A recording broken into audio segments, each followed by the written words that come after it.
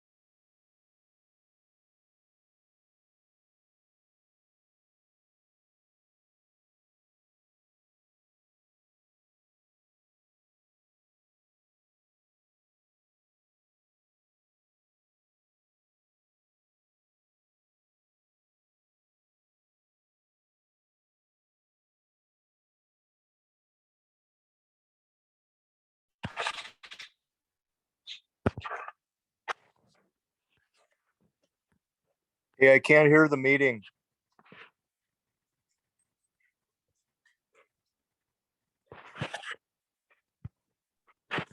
Brian, we're on mute right now. That's why. Oh, that makes sense.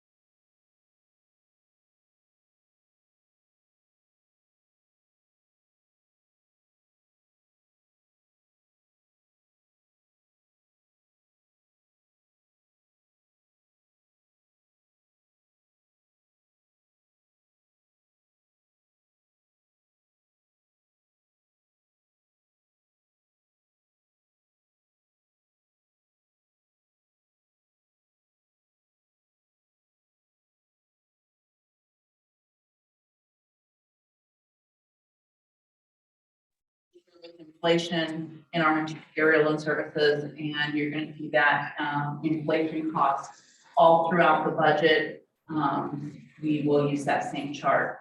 Workman's comp and safe, we've got our first year audit pending. We had a reduction first year out of about $5,000 across funds. We don't know after that first audit how that's going to land, but we've had no accidents, and we changed our reporting to go with safe, and it's supposed to be a savings, so I think we'll continue to see that, but I don't have anything to report yet on that part. So on page 21, I kind of wanted to define budget. I had a few questions where people were confused between budget appropriation and actual. So I wanted to give an example of our last audit that was done last year was for FY21, and we budgeted $20,116 roughly. But our actual just comes in at $5,864,000. So the message about an appropriation doesn't mean that it necessarily gets spent. And as the city is facing, looking at the work plan, 40 projects that we're working on over this year. Some are smaller, some are large. When I get to capital improvement fund, you'll be surprised about how many. Brian today was just saying he's got 60 contracted jobs going on in the city right now. It's just, it's a very busy time. That's why we're trying to limit taking on any more. The really good part about that is even though we have inflationary increases in material and services, and not only with personnel and material and services, the general fund is only increasing by 2.21% for the budget from last year. And 1% of that is personnel and 1% is material and services. The department heads did a really good job of trimming back, trying to really keep it tight this year. And we're basically keeping an eye out on material and services, and we'll be updating you as that goes. And we proceed, it'll be more impact on the projects, not on the day-to-day operations, maybe on paper. So we'll see. But surprisingly, by that movement, that 8% was reflected down as 1% personnel. So the next thing I want to do is then go to the highlights. I'll start working through the budget. First page I'd like you to go to is page 32. And this is a really interesting graph where you can see that the city currently is project heavy. If you look at the capital improvement fund and the system development fund, they're carrying a majority of the weight of the total budget of the 21 million. General funds around 9%, water funds about 8.5%, and all the rest fall into a smaller percentage. So that's where you're going to see most of the appropriations scheduled for spending is in those funds. And on general fund, I'll talk about revenue first and then see if you have questions and before I go to material and services. So on general fund, our budget for that is $1,866,680. We've got a graph of distribution. It's pretty equal except for the smaller departments as we go through. And it's a little abnormal. Police usually in a general fund budget is about 60 to 70%, and they're running at 38%. But they are not asking for any capital outlay for equipment. They will be, I'll be talking about their replacement vehicle for 2012 a little bit later. And finance and administration is only doing 2 computer replacements, which is about $4,000. So very small capital outlay. And then on page 42, the personnel services and the material and services in the chart is only up 1% from the year before. So we're going to talk about revenues next, and that is the following page, cover page. And highlight is basically we have an increase in our property tax revenue. That's increased homes in the area, And then the assessed values coming through. We did have in our estimates, on page 44, our estimates came in over budget, and that's the sale of Monroe Street property came in, and it came in late and was non-budgeted for. So it's a little higher in the estimate, and but the proposed revenue is about 1.5 million, a little bit less. We're staying pretty stable. We're gonna see in the grants, it's a little bit higher. We have the final payment for Officer Steves of 42,000, and then we will have about between 30 and 35,000 for the Dewey seatbelt and distracted driving grants. That is not taken into a part, so it sits outside of police, so them receiving that revenue actually decreases their budget, but it doesn't show in the actual budget. So, because they use that revenue to support personnel services. Go ahead. Where's the property down here? It's on page 44, and it is under the estimate column, and you're gonna see a amount of 193,298. It's called proceeds from rental property. Oh, okay. And that was the proceeds from that. Now, council designated that to go to Future Civic Center, and so that will transfer over to that project as we move forward. Is that the gross amount we call it for? Yeah, that's the net. And then Yeah. We sold it for a total of $315, and then we had a current loan from Citizens Bank on that. So the other thing to note in just the revenue trends, franchise fees, we're gonna see about an 8.66% increase. We're gonna have Ziply, we're gonna start receiving that with Recology's rate increase. We'll see a little bit on that coming through. Some will stay stable. PGE is increasing. They're getting more polls in the area. CenturyLink will stay the same. Comcast is increasing to a small degree. So we'll see a little bit there. We're leaving license and permit fees right now to stay level. We're not anticipating anything big coming through. So, and then revenue from, and this information comes from the state. It is the liquor fees and cigarette taxes are expected to increase, which is a little bit of a surprise because the liquor is not a surprise, it's increasing, but the cigarettes have been declining, but now they're kind of got a small uptick, so. you're stuck at home, what are you gonna do? I know. The fines and forfeitures are expected to increase by 2.7%. And those are from citations written by the officers. And just so you know, when an officer writes a citation, we only garner a portion of it. We have to pay the state and we have to pay the sheriffs.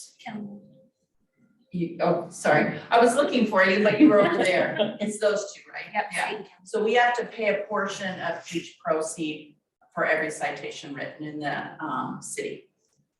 When I was going through this list, was the marijuana tax we received, the revenue, was that like a one-time thing or? No, we do receive it. So it's called shared revenue and it comes in the shared revenue.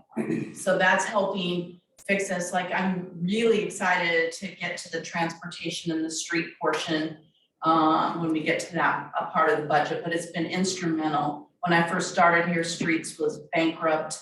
We did some adjusting. We moved the right-of-way revenue in there, but I'm digressing. We're gonna actually have some money for some street repair to coincide with some projects. Transient room tax, surprisingly, is doing really well. So we're expecting an increase for that in general fund about, I think I put 30,000, and in we get 30%, and then tourism gets 70%. So they'll be running probably about 60-30. What makes that increase? Because we had a huge decline in the COVID, and then we started to increase, and then I'll talk about when we get to tourism, we're seeing a good activity in the VRBOs, not an increase in the amount of VRBOs the RVOs, it stays pretty stable in the 23 to 26 range, somewhere in there. We haven't really gone past that, so it stays in that low number. But when I get to tourism, I'll touch base a little bit on that too. So our revenues will show a slight increase, and we'll just keep an eye on that because they're also adjusting their numbers. We're seeing numbers come in. We just got some good news on the YCOM rates just probably 30 minutes before the meeting started. So they're trying to do some adjustments for all of us. So the $3,800 transfer that from where? That's from the street fund. So the street fund does not really have personnel. So if they go to fill potholes, and the staff codes themselves to streets, so it has a minimal amount of personnel. But we're still the office still has to administer, and it's called internal expenses. And so we figure out a percentage of what the street fund owes the admin building general fund for processing the work of streets. And the streets is gonna have a pretty heavy year this year, in particular with the East Main. So that's just the admin cost of running streets for streets. Any questions on the revenue before I move to admin? So on the admin on page 46, there is actually, we adopted less for admin. And that had to do with the amount of transfers. We're not transferring to parks and transportation this year. So it shows a downward trend, but it really isn't. We just have money in SDCs and we have money in capital improvement, and we wanted to keep it in general fund this year until we have projects slated to it. We did have an increase of monies we're gonna be getting Chromebooks for the council. We're gonna be doing additional training for the committees all around the board and having it out there. And then we have a transfer for the vehicle replacement fund. And because this is the police year, last year was public works, and then next year will be public works. We have the last payment for the police radios that they got 3 years ago, and then the new payment to replace the 2012 Charger vehicle. And the cost is, they already have all the equipment, so it's only gonna be $25,000 a year roughly, depending on when we get to actually purchase it. So it's a low cost for the vehicle. We own the equipment, they're gonna strip it out of the Charger. And then any questions on admin? Yeah, just what line item is the Chromebooks and things, is that under committee fees? It's under, committee fees. So you'll see that increase, and that's gonna incorporate the additional training. The city loves encouraging, the council to do training and participate, and we want planning trainings, and it kind of incorporates all committees. And we run it through there, except tourism committee, we pay for their training out of tourism. It's the Chromebook, like, what is it? It's like a small laptop, so that when you show up, all your stuff will be here and it'll be assigned to you. You could actually check your your work emails on the Chromebook. So the city's gonna lean towards, so to produce a packet, print, deliver, the cost, the Chromebooks will outweigh the cost within a year. But we're trying to go more green because we do print a lot of paper, a lot of toner, purchasing the paper, and we're gonna try to move that way gently, not like hardcore, but get everybody used to going to an electronic format. And you could take it home, but you can only use it for city business. But that way it's not on your own devices. Your phone, and then you have to remember to bring it back to council. So we won't be getting council packets anymore, we'll be shifting everything over onto the Chromebooks. We're gonna work towards that. It, yes. Yeah. It's one of the, it's something we've been looking at as we're looking at inflationary costs, and also about, again, how much we're spending on toner and paper and everything else. So it's something that a lot of councils are going that way, a lot of committees are going that way. And so we're looking at the cost and how it costs. It's nothing that we're gonna say tomorrow, we will not ever see a piece of paper ever again. So we look at every avenue to try to get our material services down. And that would have significant savings after the first year. But like Shannon was saying, it's not like tomorrow we're launching Chromebooks. That's a whole mini project itself, just to do that. What's life expectancy? Chromebooks actually have pretty good life expectancy. If you guys take pretty good care of them, I'd say you get 5 to 7 years. We've been using ours for over a year now. Fine. Yeah, they're good. That's what they sent all the kids that during with the COVID, with the Chromebooks. Very durable. They're pretty user friendly. It's just basically like your computer at home, but on a more compact scale. So, but then you can zoom things in, you can look at something closer. It's just, I think transition wise, it's a matter of getting used to it, how's it gonna work, and then kind of having dual purposes, and then we can probably start phasing out eventually. You'll probably get more phone calls.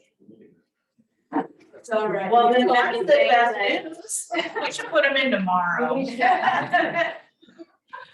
Any other questions on admin? Does it have to be Chromebooks or can it be an iPad or something? Like, The Chromebooks is just kind of a slang term, but it doesn't specifically have to be. We're gonna look at our IT company. Okay. So I do know that some people are more Apple focused and some people are more like an Android-y focused. They're So- looking at both, but I will tell you our IT, because of iPad and Apple security, it makes it a lot harder for them to secure it for city purposes. And so that's ultimately what that and cost will drive, because Apple's harder to secure, Apple's harder to secure. It's hard if you have to.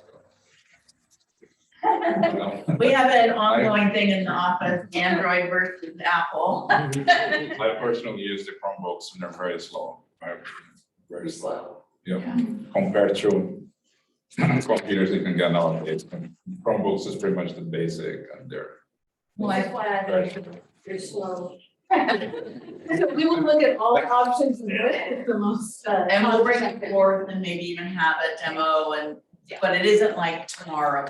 If we, with our heavy project load, if we can get it in this year. We just wanted to have room in the budget if it's able to materialize this year. Then we next have finance on page 48. The finance is pretty light this year. We're doing 1 computer replacement. We do have an increase in our professional service. So that you know, a lot of our large bills, and I'll use the lobbyist one as an example. Finance is the third of it, and then the other third is water, and the other third is sewer. So that's how it splits on the bills that split. So finance houses a lot of the split bills, which is why it's usually a larger budget than the rest of the departments in general fund. So we will currently right now in our professional service, we have an independent bank reconciliation person that comes in once a month. She goes through all our deposits, all our cash receipts, to make sure that way when I go to audit, I've taken care of internal controls. We have goal setting in there, unemployment services, and then this year it increased because we're adding that lobbyist cost for this coming year. What was that? I'm sorry. So that is professional services, and you're gonna see that second to the bottom line, right above taxes for on rental property. The interesting thing here is you'll see the taxes on rental property dropped because of the fact we no longer own rental property, but we do still own the building that hasn't been demoed over here. So we're gonna see we're kind of guessing, we only had to pay $1,000 for it this year. We'll see how it flushes out next year. What is the 233, 715? 71. Wow. Oh, that's contingency. So for every fund, we strive to have contingency in case of emergency. So that is funds, and it can't be too much because the state says you can't hold money down there. So we keep it really close to a 20% figure. So if something happens anywhere in the general fund that's an emergency, That's what I use for budget adjustments, which you see in June. Like when I come, I'll be pulling from contingency. So there's no fiscal impact. We've got it sitting there, just like yesterday, we had two sewer laterals fail again. So just, it's for those purposes. And it gives you a little bit of leeway, not much, but just enough for an emergency. The audit went up quite a bit. Yes. Oh, good question. So with all our new grant funds we're getting, they are considered federal funds. The auditors, I have to do a single audit on each grant that has federal funds. And that can run me anywhere from 7,000 to 11,000 depending. And I have to set up a whole different sequence, a whole different GL count. And they can't combine federal audits. It has to go to each separate, and it changes the cost of the audit significantly. So if it's below 750,000, I don't have to do a single audit. I've got one that will qualify, but I still set it up in case.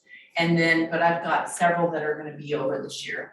And so they're gonna have their hands full. And sometimes the state surprises you because you think it's state funds, but in the back, it was financed by federal. They're just distributed in case I just launched the $5.8 million one, did the paperwork, and it's federal funds, even though the state's administering it. Good question.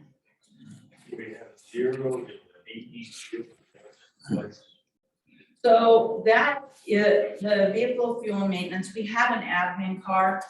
Admin car is mostly used from all different departments, and it's just trucks along. Right now, the police department has been picking up the fuel costs on it because they've been using a lot. They've had a lot of undercover work. It's used a lot for that. And it's also being used for code enforcement too. We have a staff that in admin that takes it out, but we're still coding that to police at this point, but that will go up as the code enforcement keeps building. But if they have maintenance, it would come under here, but it would be split. Any other questions on finance? All right. Planning. So planning, the spreadsheet is on page 50. It is actually, the proposal is a little bit less than we did adopted last year.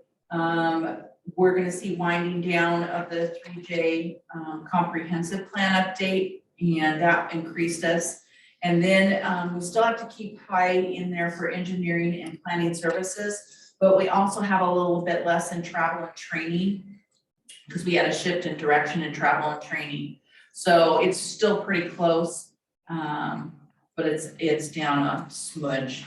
There's no capital outlay here, and the special land use you see, that is the 3J consulting working on all your code work that you guys are doing. Any questions on finance?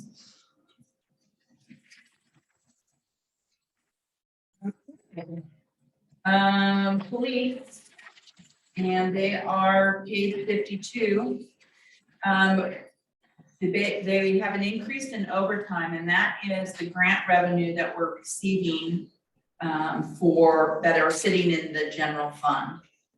The rest of their items are just a general increase for their cost for their Axon, their weapons. Crazily enough, the ammunition is going up. Their service weapons, they're not due to replace. Dispatch fees, we thought was going to increase 3%, and we found out about 30 minutes ago that it may not. It's going to their board to maybe keep it level for us, because they're revamping the way they're going to do dispatch fees, because apparently it wasn't equal across the cities. So that might have an altering, but then it would just roll over into beginning fund balance.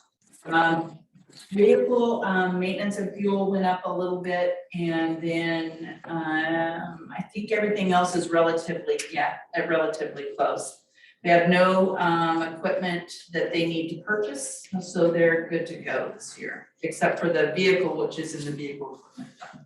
So it's the 30,000 increase in salary, is that the COLA adjustment or is that? It's COLA, it's grant monies, so you've got 50-some thousand of this over in general fund. It just doesn't show up here. So 50,000 of it is down, but the COLA's in here, and some of it's being paid for by grant monies, about 50,000, 52. And no increase in staffing. Do we expect the same increase to be happening over the years? Because we see 2019, 2020, 200,000 there, and we are now at 315. We added an officer 2 years ago. That's why you see the change. Normally it would just change by a COLA. But all you're gonna see now is just COLA increases. The grant will expire this next year, and we are obligated by the grant to have that 4th officer for that year. But the reason you see that shift would be changed from 3 to 4. So 2021, 22 ammunition, it was 6,000. And then it almost went in half, and now it's back up. Yeah, it depends on the needs or when they run out. So they don't just stockpile ammunition, they use what they have, and they have enough to get through their fiscal year. And if they didn't use that much, like, 'cause they have to go to the range several times and qualify, they only replace it as needed. So they keep a really close eye on If that. we spent $6,000 in 21, 22, then it's estimated, it's only, so why are those numbers so different? The estimated, they didn't purchase what was budgeted, they only got ordered what they needed. Okay, the 6,000 was budgeted, but we only spent 30.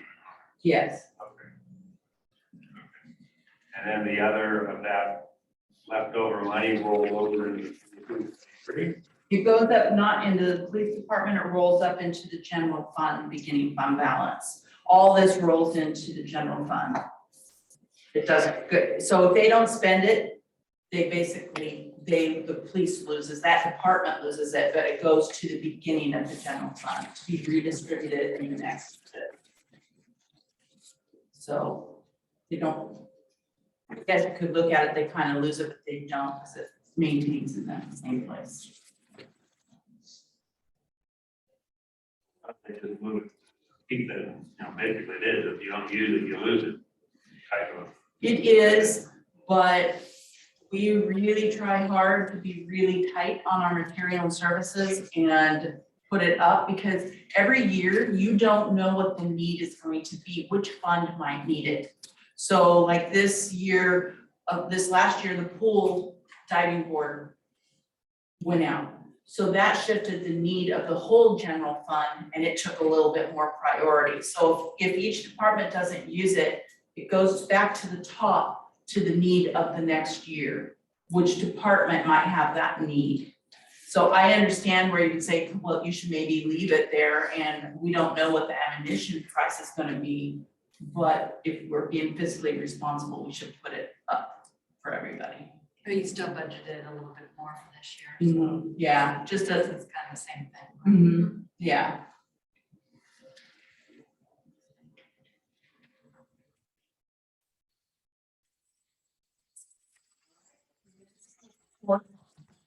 So municipal court is our little tiny court. We had our court is actually here.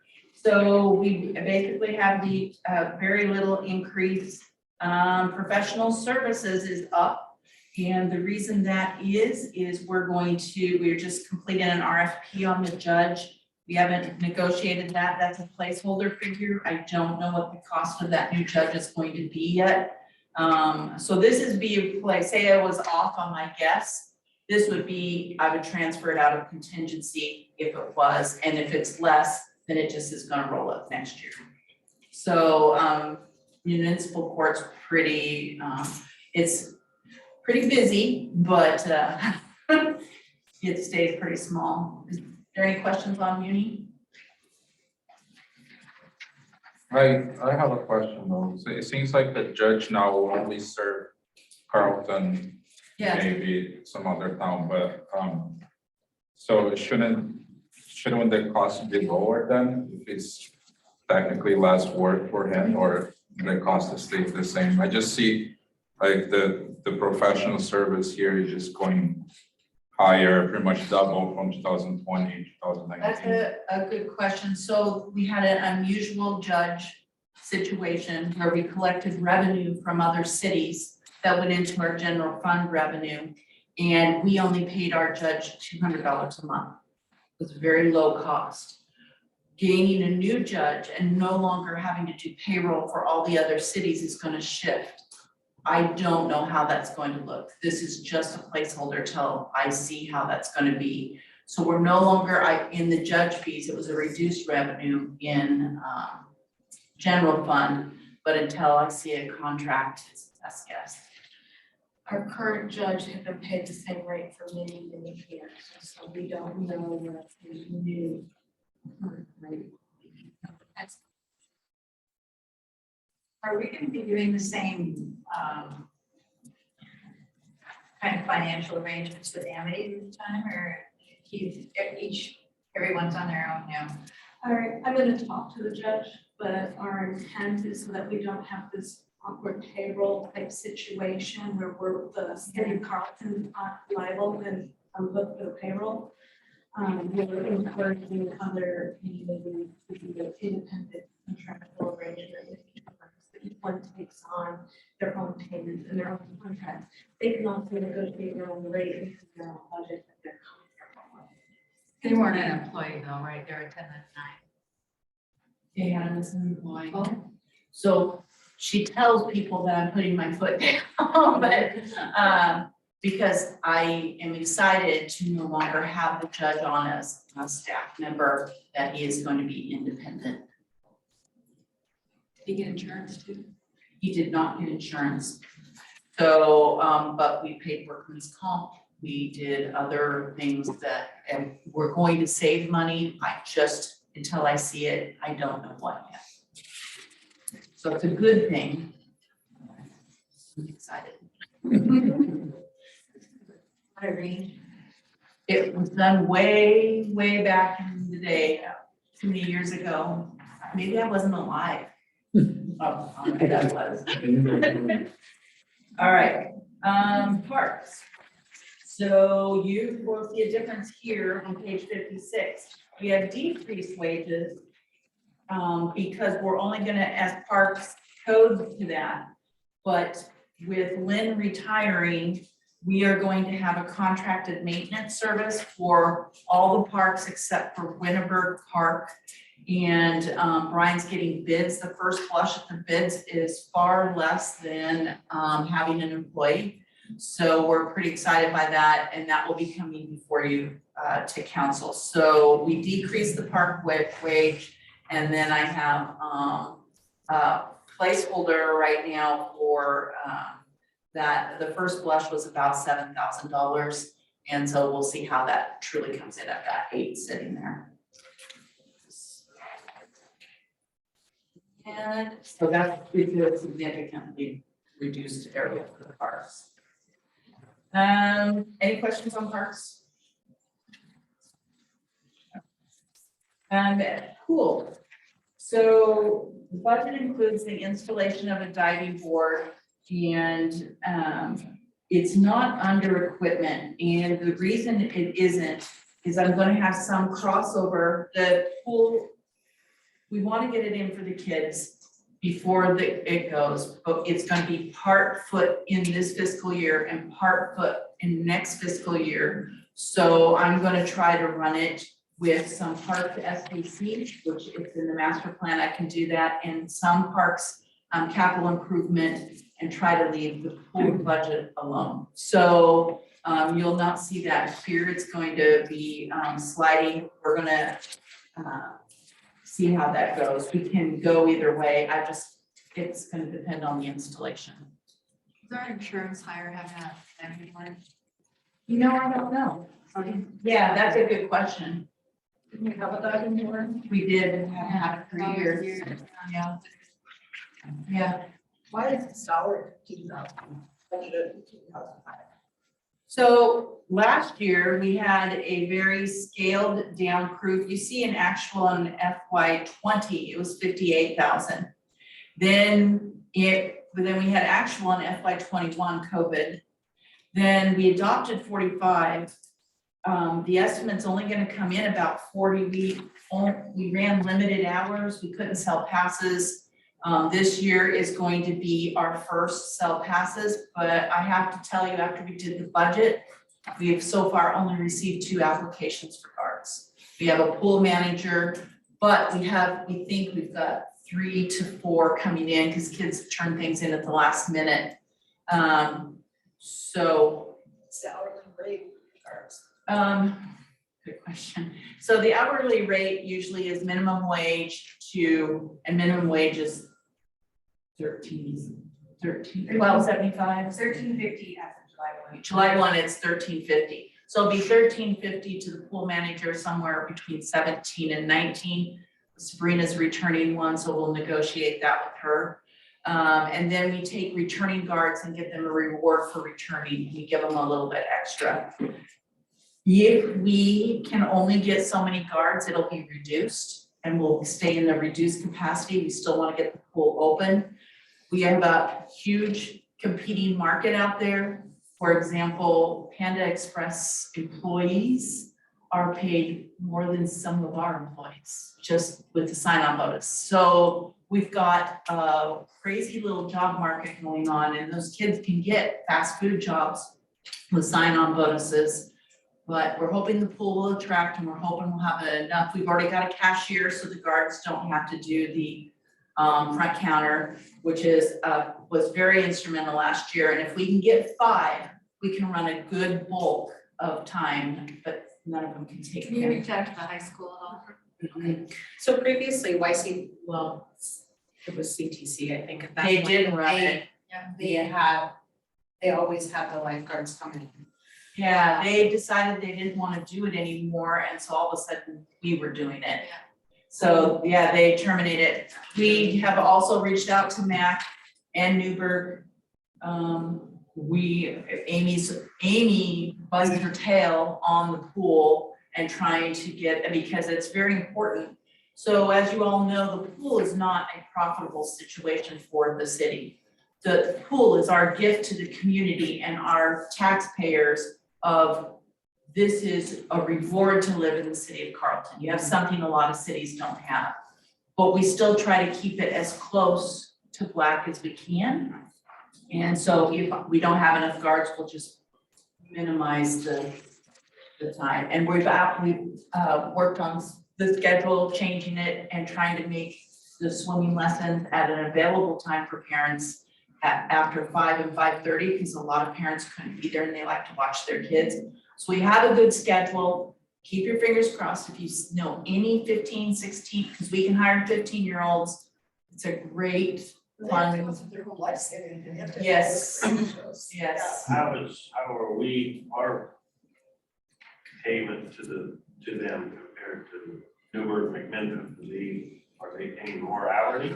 It's not because of our pay rate that we're not getting applications. If you look at the news out since January, I think that's when I started bugging Amy, they were already saying there was gonna be a lifeguard shortage. And Portland is struggling. Yeah. Every city is struggling to get lifeguards right now. And everybody's struggling in every industry to get employees. And so it's probably not, we probably should not be surprised that we're struggling. But it's not our way to pay necessarily. That's discouraging people from applying. They're still gonna be paying the same as the Newburgh, McMinnville or less, or? I'd say it's probably comparable. If they have returning guards, I'm sure they do the same thing. The guards that come here are always very happy. So I don't think, but I have not done an actual comparison from, apples to apples on their wages. Could we consider increase the receipt price and increase the salary for in general? Like We could. at least match fast food, so people are It's $17 an hour. $17. Yeah. It's, I don't even hire people to make at $17 an hour. I mean, it's everywhere, it's. I think if we started increasing admission price, we would hear from homes.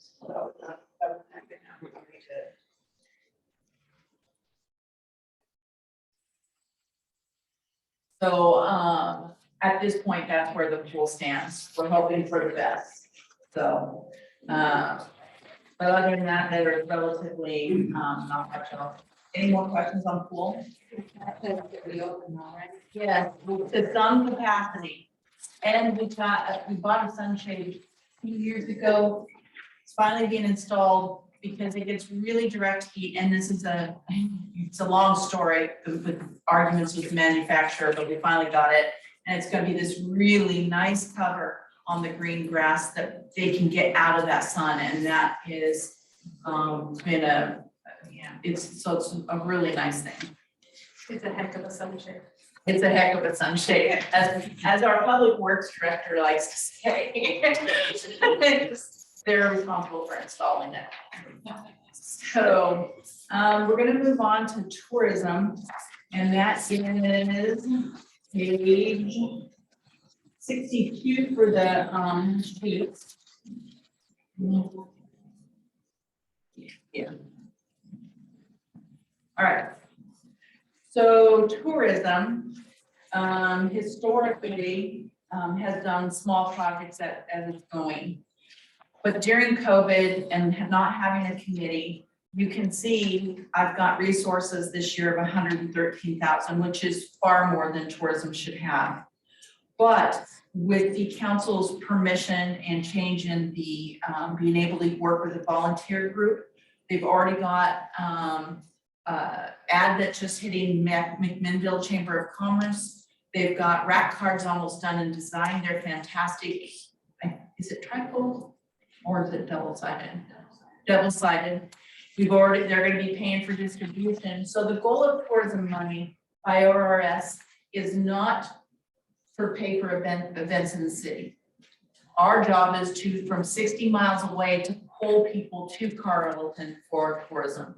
So the rack cards will be distributed, when you go to hotels and those rack cards. So they created a really good design, so it really pops Carlton. They're doing a dynamic QR code, which means anybody who scans it is gonna send analytics to the city who's scanning it and why. It's gonna take them straight to the Visit Carlton webpage. We just had Brian from Vindown who administers that. He is gonna be helping us track the analytics, and he's putting, the new VRBOs and just trying to get that attraction coming here in any business that's affiliated to Visit Carlton. So it's a big deal. So they're gonna do that. They contribute a small amount to the Christmas lighting because our Christmas lights are becoming like a destination thing. People love to come. It is amazing, that draw. We worked, speaking of that, I'll talk about it here. The Christmas lights, we worked with Isaac earlier in the spring, and we talked to him about, we're gonna be doing some waterproofing. Brian's running some additional power for us. And trying to revamp that, keeping the lights from popping. Because the rain in Oregon just pops the immense amount of lights. So we're gonna do some waterproof boxes, and I can't remember what he said, it's like, what that thing is. So, Twist and lock. yeah. Yes, that thing. You can tell I'm not mechanical. So, this year's gonna be focused on waterproofing. We are working on an archway to go at the beginning of the park. That's just kind of a curved archway above the arch that says Christmas in Carlton, kind of give it that flavor. And when I talk about the cover to the basketball court, we'd like to eventually see vendors being able to use the park and kind of have keep increasing that destination as they come. So they're actually advertising it as Carlton as a. Yeah, like a Peacock Lane in Portland. Yes. Citywide Mhm. type. And our goal is to really to give them selfie spots. So people want to take their picture for Christmas and send it out to their family, put it on all their social media. And so the archway is #1 favorite. People love that present we put in there. And then we added a second archway in the back. They actually make that for us. And then we're just adding a few components. Our big addition is just the archway. We're gonna start really recognizing it as Christmas in Carlton. And right at the beginning of the park by the mailbox. I have to tell you, That still be there? yeah, tunnel's still gonna be there. It's just gonna be identified at a glance. We're gonna work on some campaign signs though this year. This is new.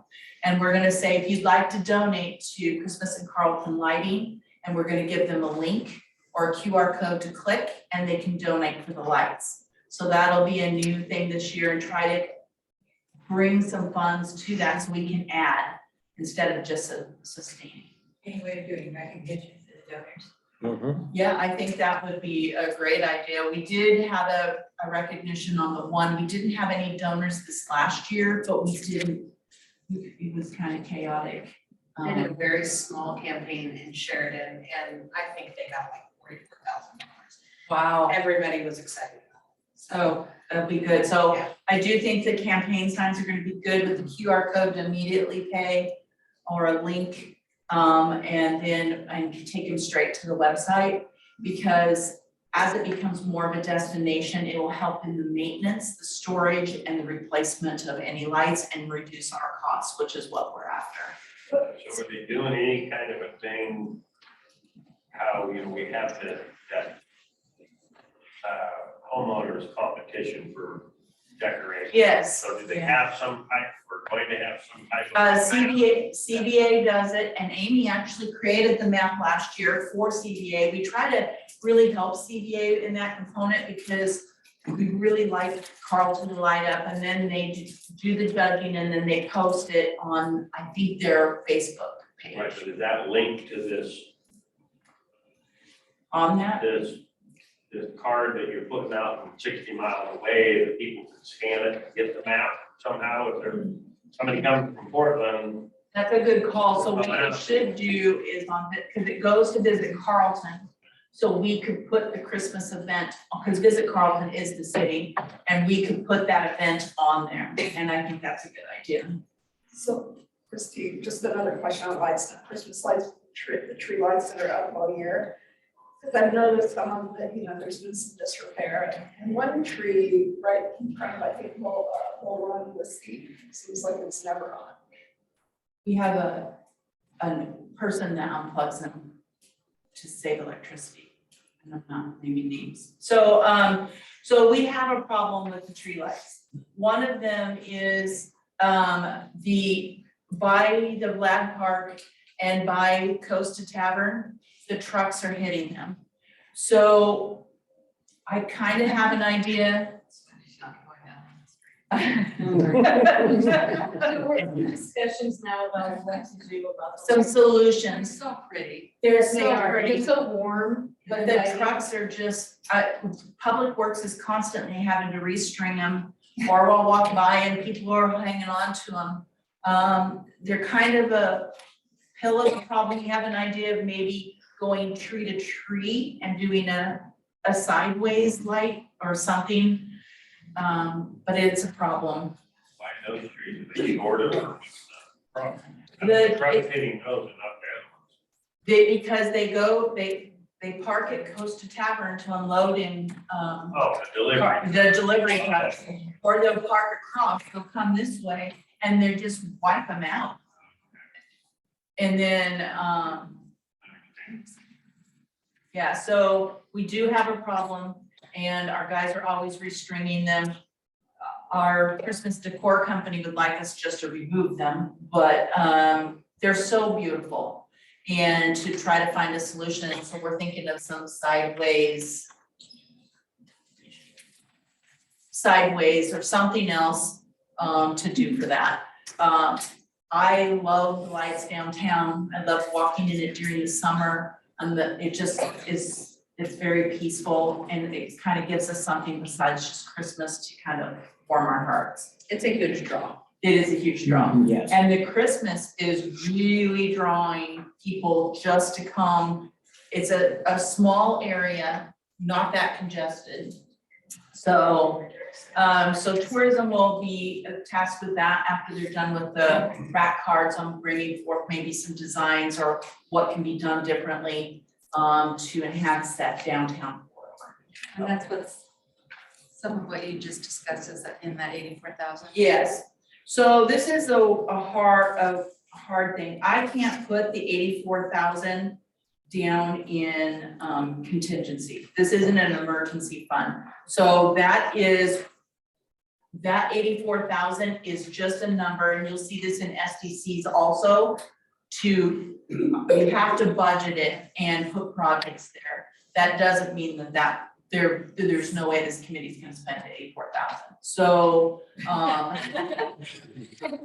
but I'm sure they can find I have to tell you though, we have 3 very dedicated group members. So Julie, who's, our new person here, is working hand in hand with tourism, and it's Tyson Thies and Jennifer, can't remember, she actually has marketing background, and Jeffrey Johnson, he's in JR Meadows. They are passionate, they've got creative ideas, it's their words coming forth, and it's kind of like Guy was saying earlier, sometimes it's nice to have a fresh set of eyes on something. So they don't have any history, they're just excited. We get to design rack cards, so they put a really cool map on the rack card that shows how easy Carlton is from Forest Grove, from Newburgh, from Portland, to show it. So they're doing a good job.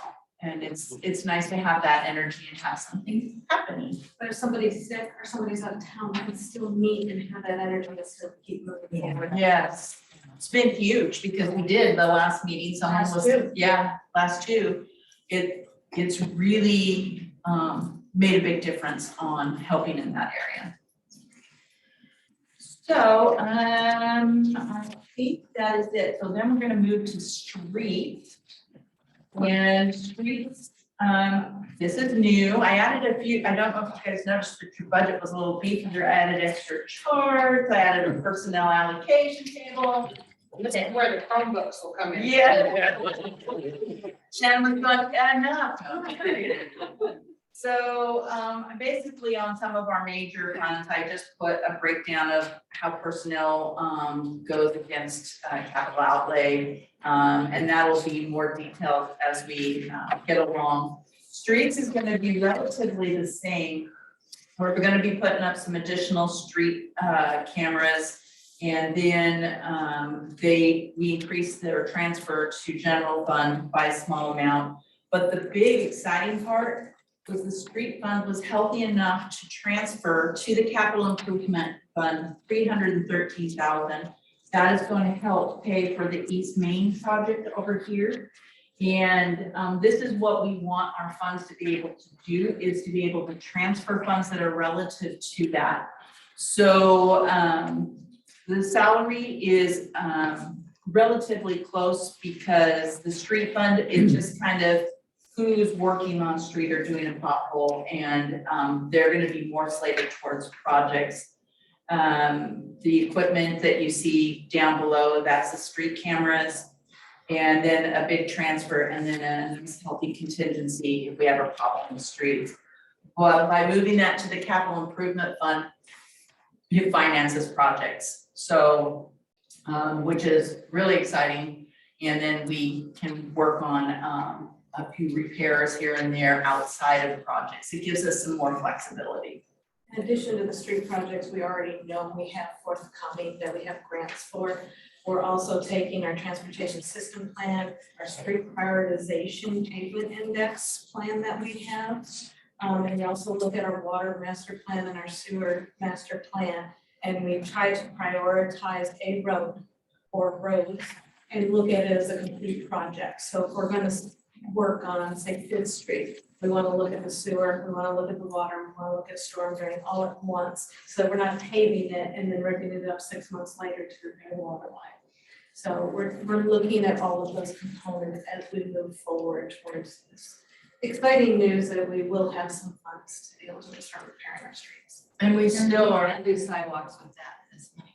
you can do sidewalk work, and we have we've right now got currently 30,000 a year, that we, not on this, it's in capital improvement, that we use towards sidewalks. This last year we finished the path on Monroe Street. And so we can do small projects, but, we need to expand our transportation plan. We're working on a grant heavily. We're on a third shot trying to get it. And so that we can do more. And reviewing the urban renewal plan, it has room to do some sidewalks if it's in the transportation plan. So you'll see some project money in there. The walkability in our town is, I think, important. Well, not I, the city thinks it's important. And to keep expanding our sidewalks. Shannon's got multiple projects, safe routes to school. She's trying to do a coordinated project. And then we have to use the street index and sidewalks and keep repairing small steps, but making it better. We get compliments all the time about just finishing that one particular piece, but we've got roads that need repair, paved, that we need some love. So as we keep building this in transportation, that will go to streets and that improvements. And how much we're able to do is rather than fix inflation, particularly with these projects. We're seeing the possibility of some we estimated. Street striping, you have projects for that? Street striping is just basically, we do the paw prints every year for the kids going back to school and the crosswalks and anything that is safety. We don't expand much out at this point.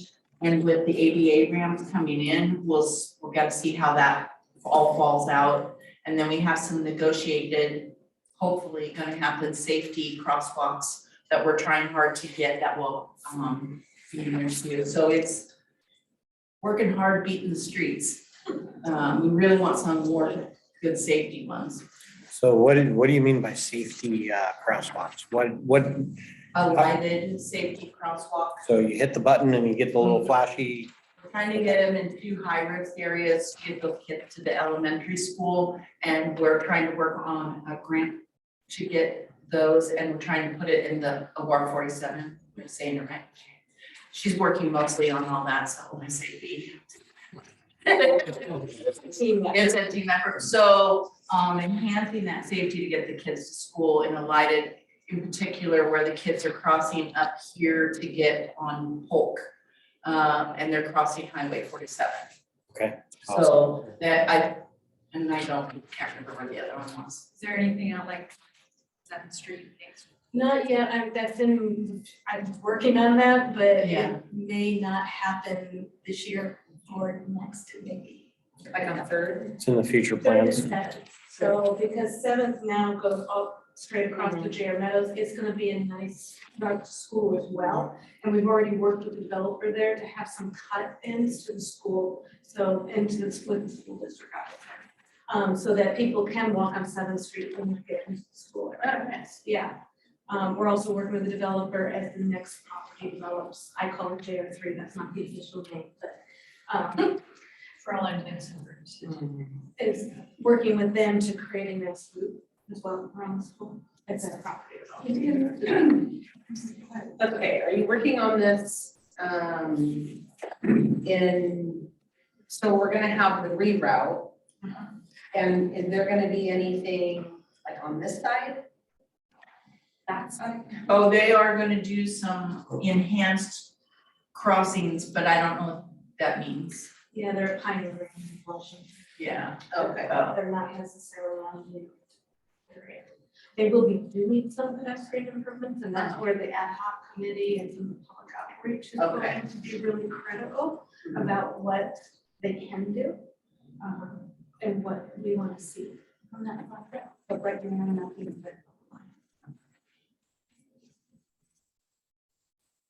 Any other? Moving right along, water. So water is on, so water goes over quite a few pages. So on page 70, let's talk about revenue. So you'll see that we, just in interest, this will be the same for sewer, so I'm gonna say the same message. I adopted 8,000, but we only collected 47 because they dropped the interest rate. Well, now it's escalating again, so I popped it back up to 8,000 because when we get interest from our money sitting in the treasury account, I distribute it across funds depending on the revenue, so there's an equation. We were, as you see the actual in FY20, we actually had 16,000 in interest, so that's where you see the change in the interest. But I'm getting new notices from the treasury like every 2 weeks that it's bumping up. Still not significant, it's only up to 0.75 right now. But we've got 7 million in our treasury account, that adds up, and then we distribute it across the funds and we use it as revenue. So. When you say distributed, so you take, for example, you get $1,000, you divide that equally amongst. It's not equal. Water and sewer gets the larger portion. Tourism gets a smudge. General fund gets some. It depends on the revenue being generated, and it's an equation, so it's depending on the need of each fund. But I can't put it like in the GEO debt service, or it does go to SDCs, it distributes to there, and it does distribute to the capital improvement fund. But it pretty much equals about 15% for the bigger funds, and the other ones are like down between 5 and 10. How many water hookups do we have now or water meters? 1,168. Wow, I pulled that out of thin air. I actually had asked Morgan for that information about 3 or 4 weeks ago, and then I filed it. I'm a numbers girl. What is it now to actually hook up? Well, Build a house, oh, before you put a shovel in the dirt, what do they have to pay per house? is it, I think it's now 20, you just did the. I just did it, it's 26. 26 with the new, is that the new one? Yeah. Yeah, And that's so the water. the cost of living also applies to the SDC funds, and that goes up 8% also. And just so you, I'm not there yet, but when we do that, every year we adjust by the cost of living. The SDC, we contact all the contractors and let them know it's going to increase and give them an opportunity if they want to accelerate and come in before that. So we're very proactive in that. So with that 26,000 per house, if you build one house or if you build 50 houses, it's the same price per house. Yes. Yep, and it distributes between park. That's why we're starting to get some money for parks and for transportation. And this development is critical for us to fix some exterior infrastructure rather than the water and sewer. And we've got a lot of water and sewer going on, but we're actually going to be able to help start beautifying as we go forward. It's been huge. So in water, per our code, we were supposed to have increased our water rates by the cost of living. And I don't know if you had a chance or an opportunity to read the budget message, but we had a water rate analysis. We were concerned it's 8%. So she went through a bare minimum. So even though we're receiving these grants and people have the kind of a misunderstanding that they think that they should be getting money back, that's going for the larger projects. We have sewer lines failing us left and right, and we are still doing water repairs on our older. We are, as a city, proposing that we only, the rate analysis said, until we know what grants are coming in, the minimum for water was 4.3 and the minimum for sewer was 6%. So we are not going to ask for our normal CPI. We have confidence that we're going to have revenues coming in to help offset those costs. And then we will have that same person reevaluate when the money comes in. We're trying to keep everything down as much as possible. And so it's a smaller bump in the water. I feel pretty good about it financially from my perspective. And I think it's a wiser choice to not do the CPI is my staff recommendation. I'd like to keep it down. Sewer, I'm a little edgy about because I've got Brian spending my money left and right out there, so it makes me nervous. And I don't know if we can get Grant Street, for example, done fast enough, but I'm recommending we take that chance this year, ride it out. We've got the lobbyists working, and I think we've got an opportunity to maybe offset and let it rest this year if you guys come into agreement and I can see what the numbers at the lower rate. How much is water? 4.3. And sewer is 6. So the good news is we're not asking for CPI of 8 plus 4.3, but an 8 plus 6%. What's CPI? Consumer price Price index, index, it's the inflationary cost. inflationary cost. So we're saying with the grant that we've received, we would control the revenue of 4.3, even with the inflationary cost. And 6 with sewer. And again, if we get additional funds, we might be able to look at that even further. Put it into another frame, if you look at page 27 of your reader's guide, there's a chart I put together for our federal congressional delegation that on average over the last 3 years, our residents have paid a combination of about 20% for water and sewer. That we're down to 10% this year. So it is working, but it's slower than we all want it to be. But that is a different way to look at it. I know it hurts, I know it stinks, but just thinking about it, we don't have to add an addition to, or that we are trying to a decrease. Are you concerned that there'll be a shock for the next fiscal year when it is an 8% or better increase? I'm concerned about the inflationary. I think that's a valid point. I have confidence, though. I've seen the work we're putting into additional grants and funding.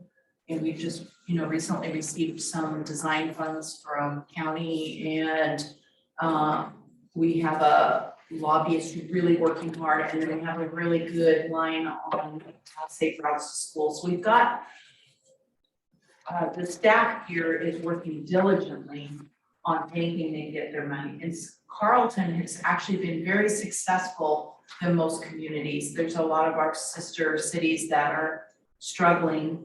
I attribute the council to hiring a good city manager and the council support. So, and just the fact that that is a goal to reduce and help the community as much as possible, because Carlton's infrastructure in comparison to a lot of our surrounding cities is really doing well with enough longevity. By the time I think Brian was saying just yesterday that all the repairs we're doing at the water plant right now, that's, good 50 to 60 years. And we've got all new pipe coming down and some partnerships, having the county help pay for part of that transmission line, and it's been huge. In the last year, we've been able to deliver about $7 billion to help with the sewer. With our federal agenda that we're asking for, we have the potential to bring in another 5, if we can. But to your point. Strictly the sewer. No, we have a water and a sewer. To your point, the real key is that we want inflation and the cost of the projects. But really, that we can maybe think proactively before they fail. Because if they fail, it's catastrophic. And our lobbyist is an individual who is looking at getting money from higher up government entities. Our lobbyist is DFM Advocates, so it's an entire firm. We've hired him specifically for federal lobbying, so they're pounding the pavement in DC where I have trouble getting there on like Wednesday, but. Understood. But I do, for example, he's arranged a call for me to meet with Biden's office on Friday with his DC delegation. I've already met with their state reps here in San Juan. And so we're working together to try to push forward these projects. And then we have a pretty good relationship with our state representatives, which is why we felt it was more important to do that. Okay. I'm having a lot of success with some of the grant/loan programs with DEQ as well as the department. So with those will also help. Perfect. I'll just keep looking for every applicant. Or if we discovered over every. I feel like giving your 20 So do you find when other cities in the county get those grants, is it harmful? I struggle to use that term, but when they're getting grants, are lobbyists, or is the state going, you know what, we just gave Willamina $7 million for their water project? Does it make a difference? No, I think it's how hard the city works, creating the pamphlets, getting the message out there. What are the needs? I can't even tell you how much paperwork has been filled, filed, met with, and just constantly beating the pavement so they hear you. For the 5.8 million, for example, there was a brochure created and then a paper created after that. And sometimes, as I can tell you this, like our staff is tired, but I can't imagine other cities also having to try to staff or negotiate that or try to put themselves out there. It's a particular pounding the pavement. Sometimes literally you will see people, strange people walking around town with Shannon or Vicky or somebody pointing, and it's because we're doing tours with the municipal delegation representatives or somebody, getting them in here so they get boots on the ground, they're actually seeing what we're talking about. It helps a lot. It had a dramatic impact for our city, and I just think we're gonna still continue to see it to have beautification and repairs. So If you keep yourself working and keep it front line, that's what makes a difference. We were recently at a water meeting and we were informed that only Carlton and one other city have to put federal requests for funds. And that is because we've had our resources for pounding the pavement and we actually took the chance on our lobbying fund, which allowed us to have a lot of the documentation done ahead of time and be prepared, because a lot of times what's happening is you wait, you need to fill out 3 days. And then it's wait, oh, we changed the forms, now you gotta fill out new forms in 3 days, and so. Just out of curiosity, how many pages are this? In one answer. Depending on, because each representative also has their own paperwork they want you to fill out, so it can be anywhere from 5 to 10.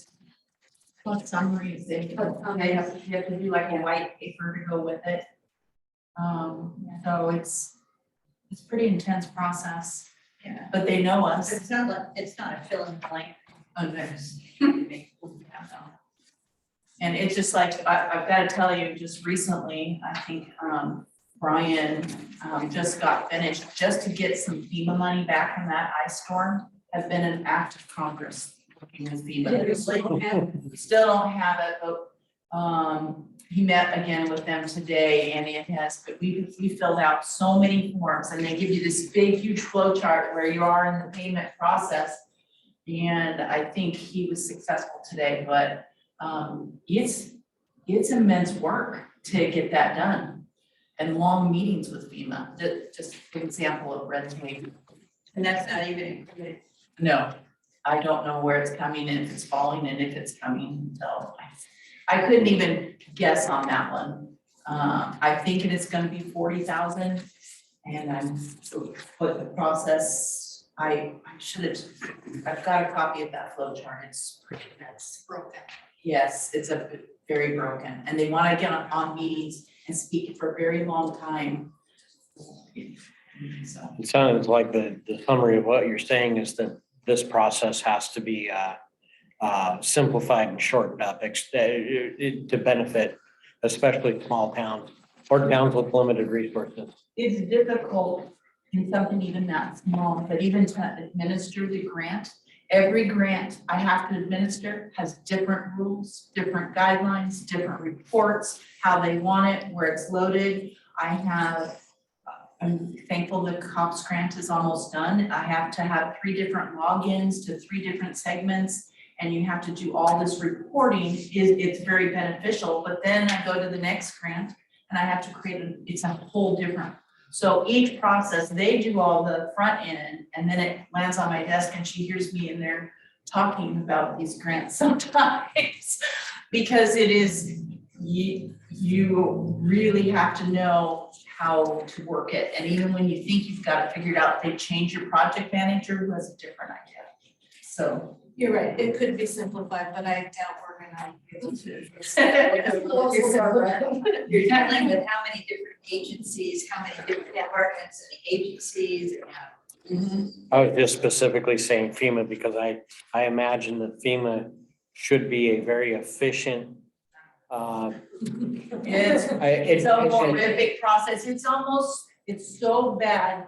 You are halfway through it and you're going, is this even worth doing one more day on this? It's that bad. It has taken so much of the public work director's time. He's worked on it more than, I just did the form work and I begged him to take all the meetings, but to just staff it is incredible. So you almost want to give up, but we didn't. Yeah, they want you to give up. I got a question. You got it. Water fund. Is it typical for cities to automatically adjust the rates by the consumer price index, or is that unique to Yes. Carlton? No, it's different.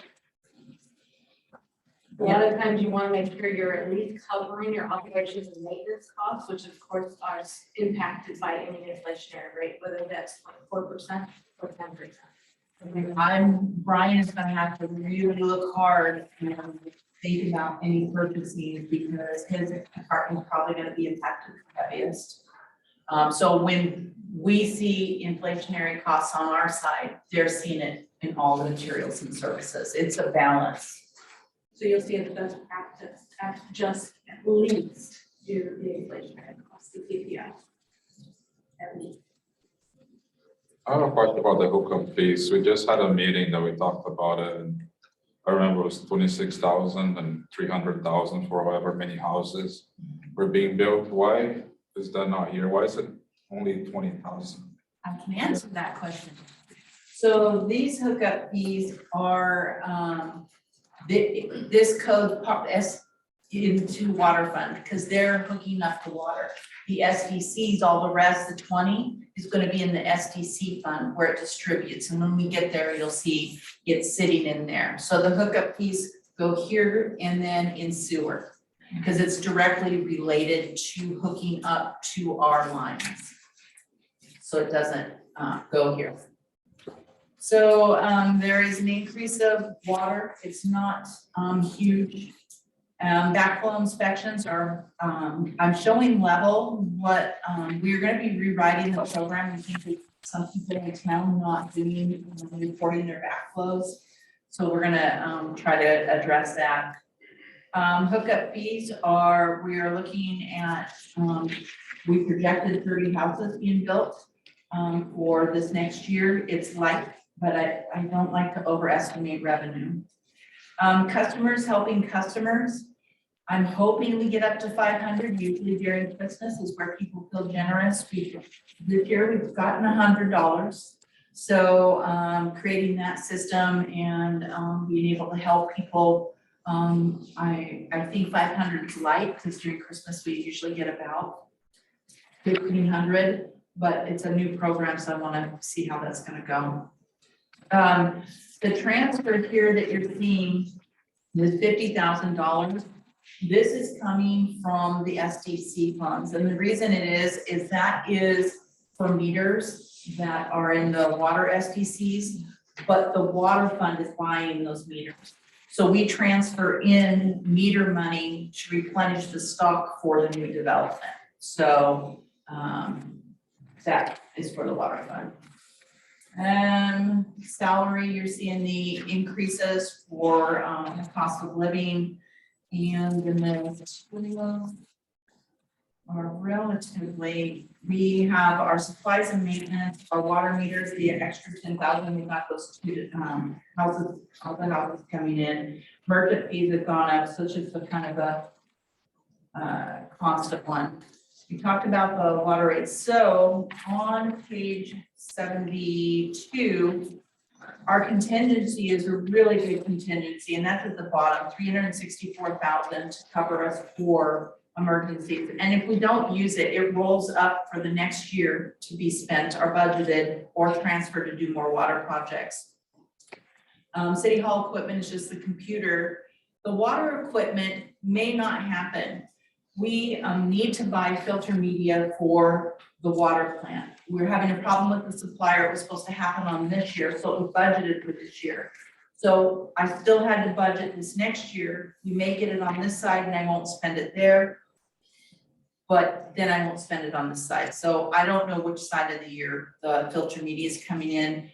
The other piece of water media equipment is locator. So Public Works, to reduce the cost of locating services, is going to buy a $6,000 locator unit that they can use and use less contracted services. So when you call the dig line, they immediately page Carlton, and so we'll be able to facilitate that on a piece of $6,000 equipment. So we're hoping to reduce that and save money there. The water meter lease, that's the payment that was for us to put all those automatic meter reads and we give her a replacement through the whole city. We still have, I believe, 1 more year left on that. So then that will fall off then for that. Vehicle equipment replacement. So Public Works is, and sewer is going to transfer over. They're going to be getting a, not this budget year, but they're going to be getting the next year a truck with a back trailer, because we have to rent a back trailer. So they're going to buy 1 big unit, and so they're starting to put it in the reserve fund so that it's in already there. So you're going to see contributions in there, and that's going to be a cost savings on the that part, but you won't see that actual presentation of that until the next fiscal year. They're just saving towards it. Water projects, they're able to transfer 125,000 over CIF to the Civic Center. And then the debt service fund, you'll see that transfer in the debt service fund, and that is to pay our existing debt. And then we have 125,000 was transferred to the new City Hall building, you think? no 125,000 to the water projects, 125,321. And then our contingency.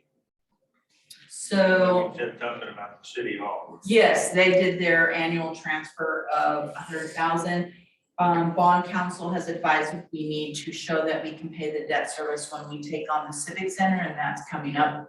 And that will transfer to the debt service. It'll go from a transfer to us there to a transfer to Civic Center. And that 100,000 is supposedly since we're doing water. City staff is doing water work stuff in the building. Water, sewer, and then the finance department. They're the 3 transfers to go to the debt service. So you'll see it coming, it's split in 1/3. We actually are more than 1/3 when I calculate, but I'm trying to keep them separate. I think that is it for water. Any questions on that? Okay. Sewer is almost identical, except instead of 4.3, it's 6%, and that's because of the urgent need of the lines. And we've got an increase in materials and services, not only for inflationary, but for repairs. And the increase in our proposed, Lines that are going out, so our clay pipes and stuff, we're having a lot of emergency repairs. is that because the water we're doing, well, has an increased, No, this is for the sewer, the way, it's taking pressure on that. oh, no, you've got old, It's the age of the. it's the age of the So pipe. it's just all happening now. It's not racing. Well, it's been happening and we've been repairing as we go, but it's getting more frequent because we're just getting older.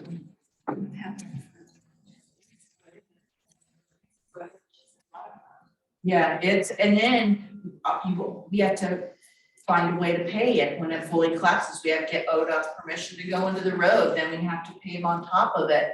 Then we displace people, so. And emergency repairs are always more costly than. Yeah, it's, we're getting, lateral, I think it was 2 laterals that failed this week. It's just ongoing, because the minute I say no more spending, I wanna close out my year, I want it to be tight, Brian has failed pipes. I'm blaming Brian. Just kidding. So, sewer is our most aged infrastructure that is in dire need. It's just interesting that it's all seeming to happen. It's like, it's peak. Yes. It has reached its peak, and it's one piece at a time, one failure at a time, and trying to get ahead of it on the repairs. And then on top of it, we have all that DEQ stuff that's being required. But we have that wastewater is very consuming in its need right now, which is, it'll be wonderful when it's all done. And that 5.8 million is critical for us. But for our existing maintenance, we still have to take care of it. And then we're gonna have that increased pipe cost. They're already, every contractor we're talking to is talking about that pipe cost. So, doing this fast as we can. Well, we knew the wastewater treatment plant needed to be upgraded, that was being required of us. We proactively got that 5.8 million to help with those costs, so we don't have to take out $7 million in debt. But then all of a sudden the headworks grid failed. That was not I mean, we knew it was in the master plan to do at some point, but we didn't expect complete failure. So luckily, we were able to write to the county for part of their ARPA funds, and they were able to fund us for design and for, we have a match requirement. You readily agreed to the grants and match requirements so that we could get that done because it has failed. It's huge. It's huge. Just talking and talking. So these old clay pipes, these old clay sewer pipes that you're talking about, those are the ones that are failing at, I guess, a phenomenal rate now. Are we replacing them with something more durable, easier We to upgrade maintain? every pipe we replace. Yeah, okay. Yep. Thank We you. replace it with the most durable product we know today's. Today's- In 20 years from now, you put it in the ground. What's the lifespan on that, do you know? The most durable product? Yeah, 50 years-ish? Are you listening, Brian?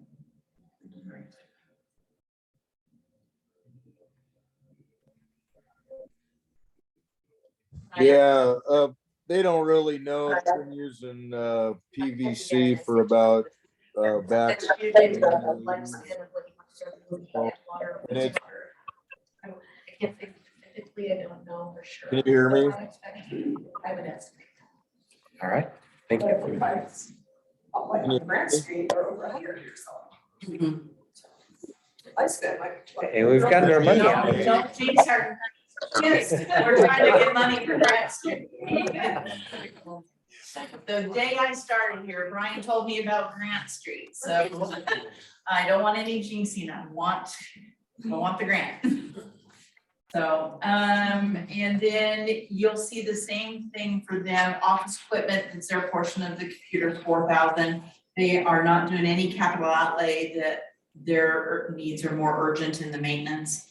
They're transferring 168,000 over to capital improvement sewer to help facilitate paying for some of the wastewater projects. Their 100,000 to the CIF, and then their debt service contribution is a little bit less, 129,000. And they've got a good contingency of 270. Any other questions on sewer before I move to the big one?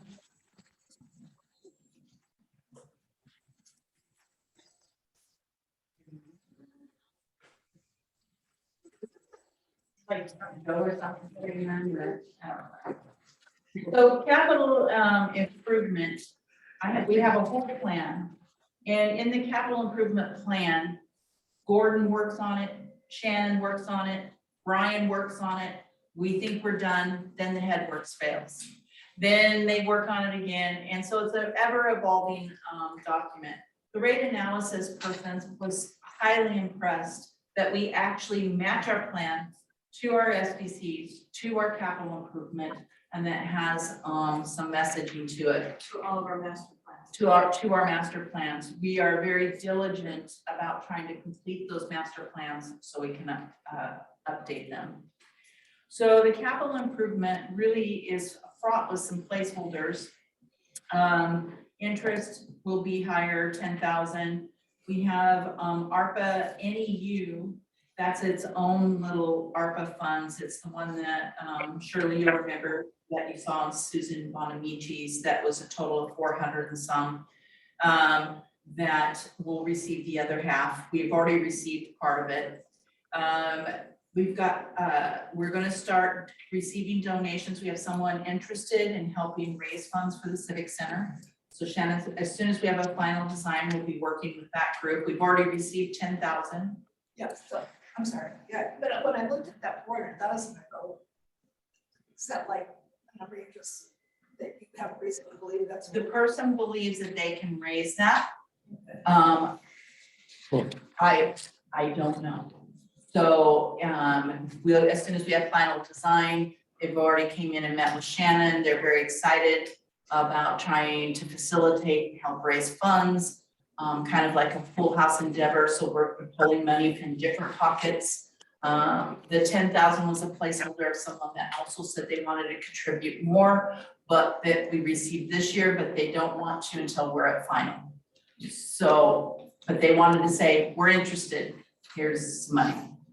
So we do have some help coming there. We have the loan for revenue. Again, a placeholder. I'm not sure if we're gonna be financed. I'm not sure where it's gonna fall, but I have to appropriate it and have a placeholder for there. And then we have some intergovernmental and some grants as they're finishing the transmission line is about 400,000, and then the Panther Creek dredging. So that's where those grants are coming from. And intergovernmental are like SEA grants and a couple little tiny grants that we're getting. So down under requirements, I know it's just a blanket summary. This is how it audits, but I just kind of wrote down, this is just for this year. I looked at our active projects. Some of them don't go on the capital improvement fund because they're smaller in nature. They're not a big project, but just this year coming up, we have the Lad Park gazebo, contingent upon us getting a grant for 75,000, we're hoping. We have Lad Park Power, and then we're working towards getting a cover over the basketball court so the kids have year round to use it. Water's transmission line completion, Panther Creek Reservoir, East Main, and then pipes from Carlton to Third to Pine. Sewer, we're gonna be working on Pine and Main, the headworks, the water, wastewater treatment plant, Grant Street. And then streets, we are working on paving, pedestrian improvements, but our big focus is East Main. We are going to be working from past the intersection, so kind of where the building is, we're gonna demo to, how far down did we rewrite this? 3, Main, just a first. So we want to get that all completed. And then in our special projects, we have the Civic Center, public parking, which is the demo over here, and the parking design and the parking behind here. And then we have the, a police replacement vehicle, that's small compared to the other two. But, so you're seeing that, so that is just this year. But we actually have 40 active projects. This is the big stuff. And then we have a lot of little stuff going on that we're completing. For example, the judge RFP is one of them. So that is one of the 40 projects, but it's in progress. And so our staff divides in between all of them. Capital Improvement Fund shifts very easily as the project shifts, as what happens, like the headworks got added, something fails, or we have to, one project will take precedence over. Like, we know we're going to do the Panther Creek Reservoir for sure. We don't know the timing of the Civic Center until we get the parking negotiated and get the plan finished. So this is where often the budget is less than what we, so we did 21 million or 20 million and we only spent the 5 million, as we're only a few staff, 14 staff trying to complete 40 projects in here. And then on time for that and by our contractors. When an audit takes place, the audit does not look at the detail, they look at just the summary sheet they are going to use. But I've got a lot of federal grants in the summary sheet that will have its own special place. You guys just don't see it as the auditors, and they see it as an auditor. Any questions on capital improvement? Yeah. What the scary part is he's gonna hit the mark on the majority. You guys might have to buy me a bed though for now. Just to do the grants. I'm excited to get money. So SDCs, this is a really good fund that is finally starting to have some fruition for new development and some work on our master plans. It's one of our larger funds. This year we're wanting to rewrite the stormwater master plan because DEQ is requiring for that under 3 TMDL. So we've got to get that written and or it's updated. Don't we have a small? We have a small, but it's severely out of date. The first page for that is 97 or 98. And then we have continuing infrastructure improvements on all master plans. So any money spent out of there is for infrastructure. We are transferring to parks for some master plan improvements. We're working on trying to complete them. And then the revenue was based on 30 homes. So I guess the most interesting part for you is page 107, it's kind of buried under. So look, yeah, you can see on this. So this is totality. We're going to have a beginning fund balance of about 3 million. I'm estimating we're going to get about 785,000 in revenues, close to 4 million. We are going to have the material and services is anything from professional services, the rewrite of the plan, it's not capital. Capital outlay, it shows that we've got projected 2,845,000, and that's because I'm not allowed to put that in contingency. But it's going to be used a lot for wastewater. So you're going to see using the wastewater for severe movement in the SDC funds. And then it's got a transfer of 125,000, and that's going over to the CIF to complete some park projects. And it has a healthy contingency of 724,000 in case we need something in an emergency. So it's our healthy fund. There's no personnel tied to this. It will have some material and service costs, but they're minimal compared to the capital outlay and how they're going to use it. But we don't have a lot of spending in wastewater out of SDCs. Councilor Brandeo, the request that came to council last week of SCC. Oh, yeah. That's where all that 785,000 is coming from FPC money. That's where it's revenue. It does get a little bit of interest. And so that's in that resource also, but it's the only place it gets money is from those fees. And it goes into its own fund because it's regulated by state law about what we actually spend. Yeah, we can't just say, oh, it would be nice to do that sidewalk. It has to have a tie to a master plan. They're very particular, or capacity upgrades. It has a lot of rules and it's governed by the state. Same with the tourism fund. And typically it's a percentage of the project, so it's analyzed by what's an upgrade to the project. And let's say it's only like a 25% upgrade, so you can only use 25% of the SDCs to take that. And maybe higher than that. So there's a lot of balancing between capital improvement and SDCs to pay for projects. Then on page, you can barely, so it's 108, so you can see 109. It's the cover sheet for the pool. So this was at Shannon's suggestion, and I really love the suggestion on the debt service for the pool, and then you'll see on the debt service fund where you can actually see here's what our interest rate is, pool construction. But one thing I noticed, you'll see their original one was 975. Well, that's principal only. So that balance, that 955 is actually principal, and that's why our balances doesn't show that much of a reduction. That's interest and principal, and I'll reflect that for next year. And then you actually can have see when this actually going to be paid off.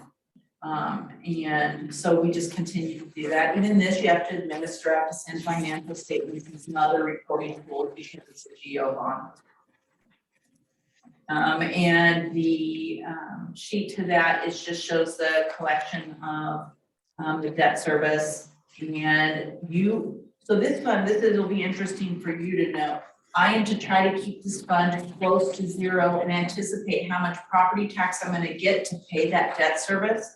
And so I have to tell the county by July 15th how much to collect. So this year is 69,000, so for homeowners, it's 0.003. But I can't use this, I can't have contingency, I can only have unappropriated contingency, and I have to try to keep it as close to zero, because then they consider it a misuse of your taxpayers' money by carrying a balance and letting it sit there. So it's a guess. So this year I was a little skinnier than I like. The proposed is only coming in at 897. So I bumped it up a smudge, but I try to keep it in the $2,000 to $3,000 range, and our bond counsel thinks that we do a really good job on this. Any questions on the pool debt? Okay, next is all our debt, and it's arranged by payoff year, and it's on page 110. And you've got the identifier, which fund, when you see those transfers for debt service, this is also a fund you have to balance at zero. The only reason it has a beginning fund balance is because one of the water plans loans require that we hold a payment in reserve. So the auditors placed it there because they couldn't figure out where to put it. So we've got a small master plan loan, only 1.42%. It'll be done in 2025. This one year, the water improvements of the 4.75, we're getting closer. So we're going to be losing some debt, which is going to be really nice by the time we finance the Civic Center. We will, in a couple of years, be wiping each other out. Then we had a safe water loan that was taken out at 1%. It was a really good loan that was worked on with the state of Oregon. Sewer force main, that was a big repair. We'll be holding that for a while. And then the lower, I added a little bit more description here because it was described as everything, but I thought it might be confusing to council. This is that first section of the Meadow Lake lines that they replaced in the valve work they did in the intersections. So that was done by loan.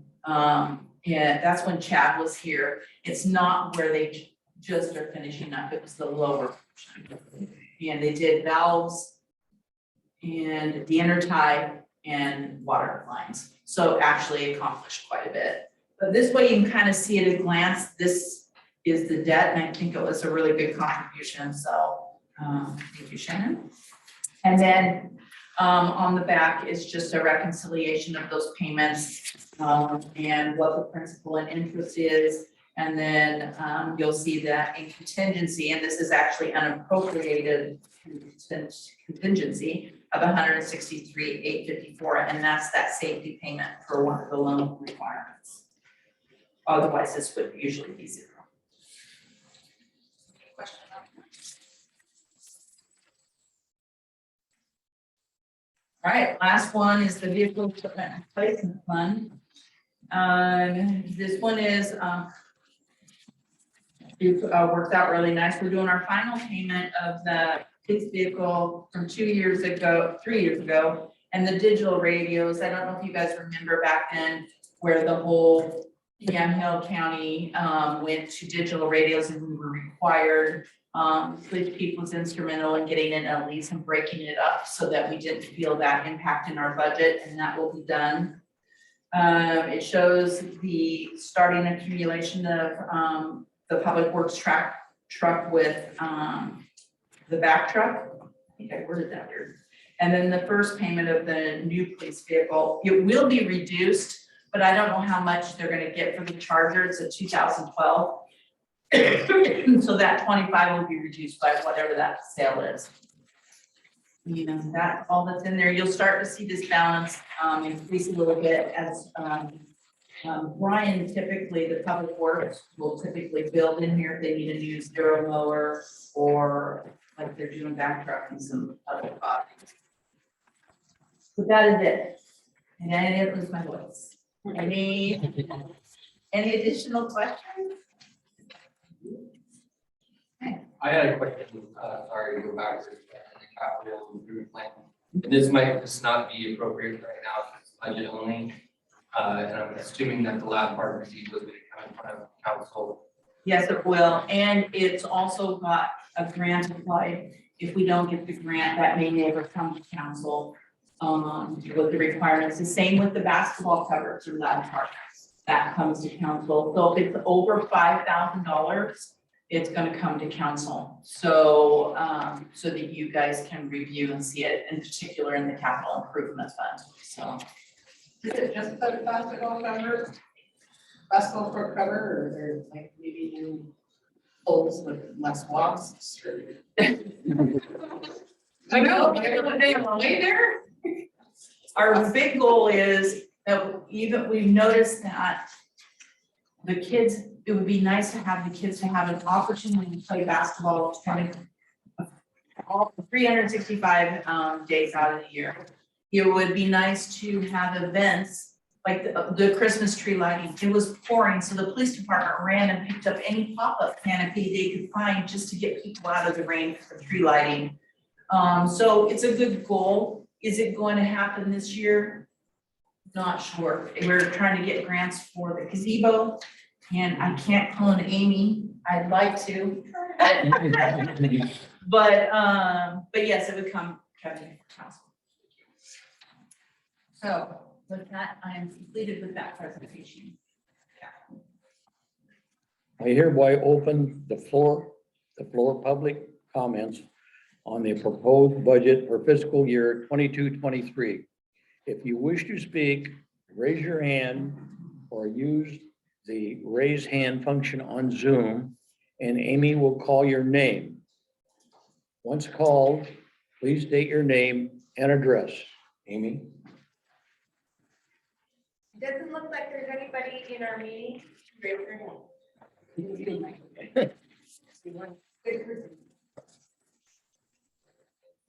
There are no public additional comments. We will now close the public comments.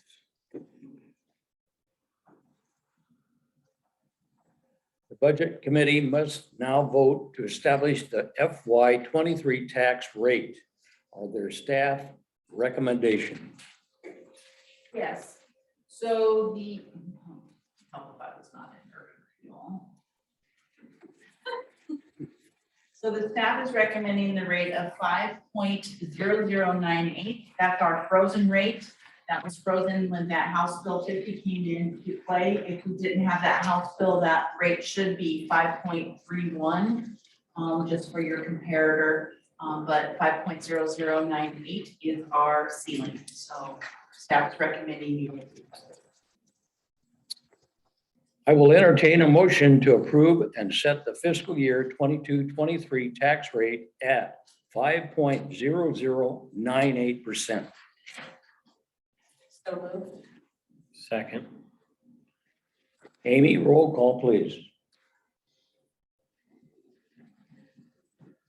Dean Catherine, how do you vote? Yes. David Hill, how do you vote? Yes. Sarah Meyer, how do you vote? Yes. Mayor Watkins, how do you vote? Yes. Counselor Ward-Millen, how do you vote? Yes. Counselor Eglin, how do you vote? Counselor Brandau, how do you vote? Yes. Counselor Skipper Yes. and Counselor Erickson?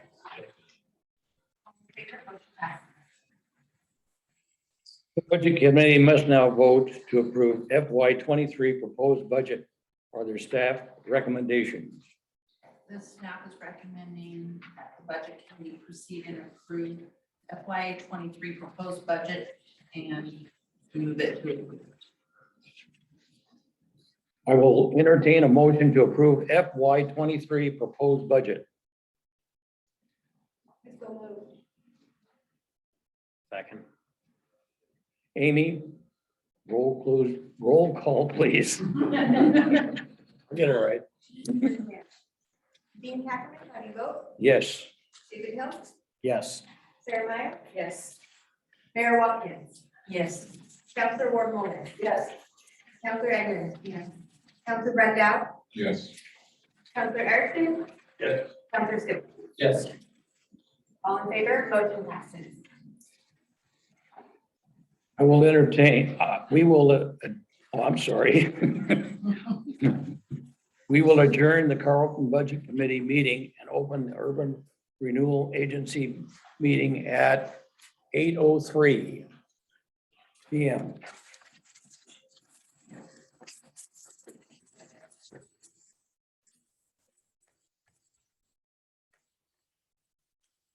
Order, it's now 8:03 p.m. and calling the City of Carlton Urban Renewal Agency budget meeting to order. Amy, roll call, please. All right. Mayor Watkins? Here. Counselor Ward-Millen? Here. Counselor Eglin? Here. Counselor Brandau? Here. Counselor Skipper? Here. Counselor Erickson? Here. Budget Committee Member Dean Catherine? Here. David Hill? Here. Sarah Meyer? Here. All in attendance and accounted for with the absence of Joe Moore, David Wardrock, and Carrie Rose. Okay, I nominate.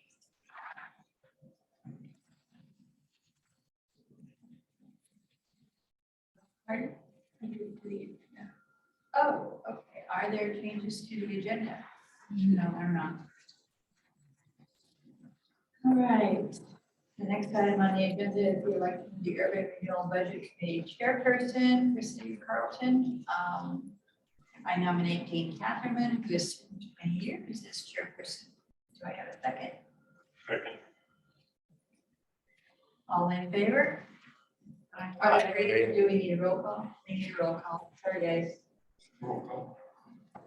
Just want to hear me do it again. You're doing it a few more times. Mayor Watkins, how do you vote? I. Counselor Ward-Millen? Aye. Counselor Eglin? Aye. Counselor Brandau? Aye. Counselor Skipper? Aye. Counselor Erickson? Aye. Budget Committee Member Catherine? Yes. Hill? Yes. And Meyer? Yes. All in favor, motion passes. Congratulations. And also this year, we'll have the role of vice chair for the Urban Renewal Budget Committee. And are there any nominations? I nominate David Samuel Hill for the role of Urban Renewal Budget Committee Vice Chair. Do we have a second? There's a motion and a second. Amy? Mayor Wilkins, how do you vote? Aye. Councilor Ward Mullen? Yes. Councilor Eggman? Yes. Councilor Brandon? Aye. Councilor Skipper? Aye. Councilor Erickson? Yes. Budget Committee Member Catherine? Yes. Budget Committee Member Hill? Yes. And Budget Committee Member Meyer? Yes. All in favor, motion. Okay, and with that, I will turn it over to. The next item on the agenda is the approval of the Urban Renewal Budget Committee minutes from May 11, 2021. I will entertain a motion. So moved. Second. Amy, roll call, please. Okay. Mayor Watkins? Yes. Councilor Ward Mullen? Yes. Councilor Eggman? Yes. Councilor Brandon? Aye. Councilor Skipper? Aye. Councilor Erickson? Yes. Budget Committee Member Catherine? Yes. Budget Committee Member Hill? Yes. Budget Committee Member Meyer? Yes. All in favor, motion. There's a third temptation from pulling down. Not at after 8 Now staff will present the proposed budget message. Okay, if you will turn to page 12 for urban renewal. It's one of our more simplified budget, and I thought I would touch base on the Carlton urban renewal, because sometimes it's confusing. The urban renewal budget, which was voted upon back in 2009, has to run by itself. We can't cross funds. We can, it has to have its own audit. It has to have its own entity. And so per the ordinance, the budget committee is determined to be the board for the urban renewal. And in doing so, it's a simplified budget. It's a simplified budget. There's not a lot of activity. It's just now starting to grow. The most that the urban renewal can collect is 3.7 million. The urban renewal is paying 1 million of that first part of the Meadow Lake that I was talking about, of the debt service, and the attorneys did draw up that agreement that urban renewal would be obligated to it. That is that 65,000 of debt service that you see that says Meadow Lake Transmission. The materials and supplies are usually very small. It's the auditing services, it's attorney services, or anything that is going to be in there that is, it doesn't have much activity. We have audit fees to the state and the audit. The beginning fund balance is slowly ebbing higher. I anticipate that with the projects, it's now, we've got a capacity of 444,000. Urban renewal is very limited in what it can spend on. A lot of it is in the downtown corridor. It lays it out in the plan. But it was instrumental in helping with the pool house. It was instrumental in helping with that Monroe Street development. It is going to be contributing to East Main, and it has been in the design phase for East Main. It can do some sidewalk work.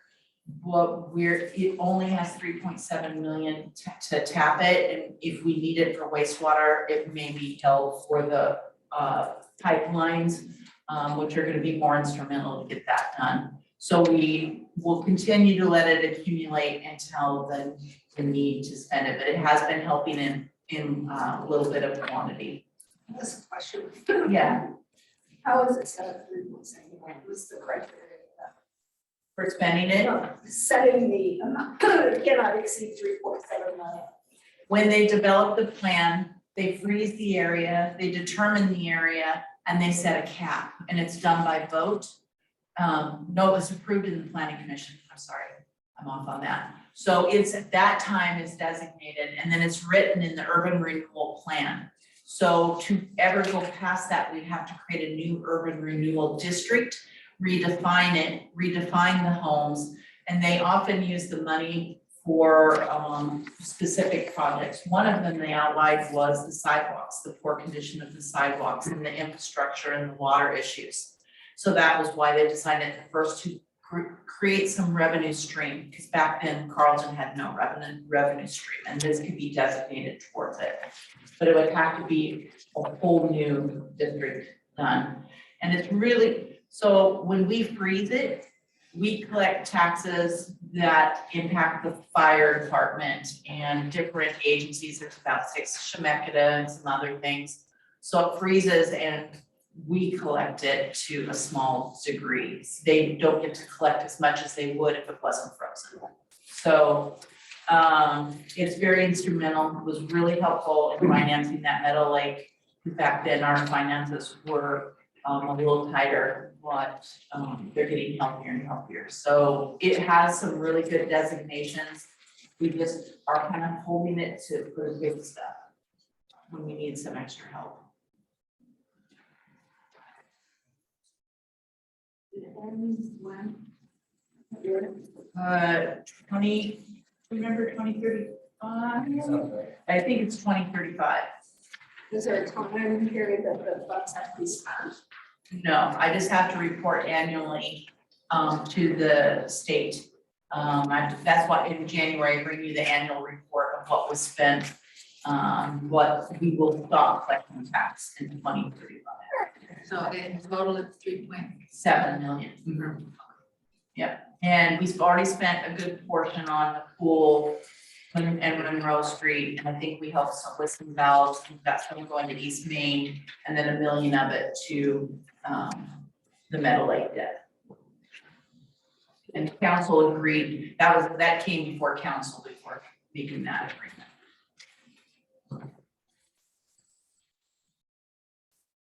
But anyways. I hereby open the floor to the public comments on the proposed urban renewal project budget for fiscal 22-23. If you wish to speak, raise your hand or use the hand function on Zoom, and Amy will call your name. Once called, please state your name and your address. Amy? Chair, seeing no hands, I think we're good. No comments to give. If there are no additional comments, we will now close the public comments. The Urban Renewal Budget Committee must now vote to approve the FY23 proposed urban renewal budget. Are there staff recommendations? Yes, staff is recommending that the committee approve the proposed urban renewal budget and move it to the proposed to approve. That wrong the last time. It's been a long. I will now entertain a motion to approve FY23 a proposed urban renewal project. So moved. Second. We have a motion and a second. Amy, roll call vote, please. Mayor Watkins, how do you vote? Yes. Councilor Ward Wolin? Yes. Councilor Eglin? Yes. Councilor Brandau? Aye. Councilor Skipper? Aye. Councilor Erickson? Yes. Budget Committee Member Dean Chapman? Yes. Budget Committee Member David Hill? Yes. Budget Committee Member Sarah Meyer? Yes. All in favor, motion passes. We will now adjourn Carlton Herbal Renewal Project Committee meeting. Yay, thank you, I owe you guys all huge. Yeah, you're doing it, yeah.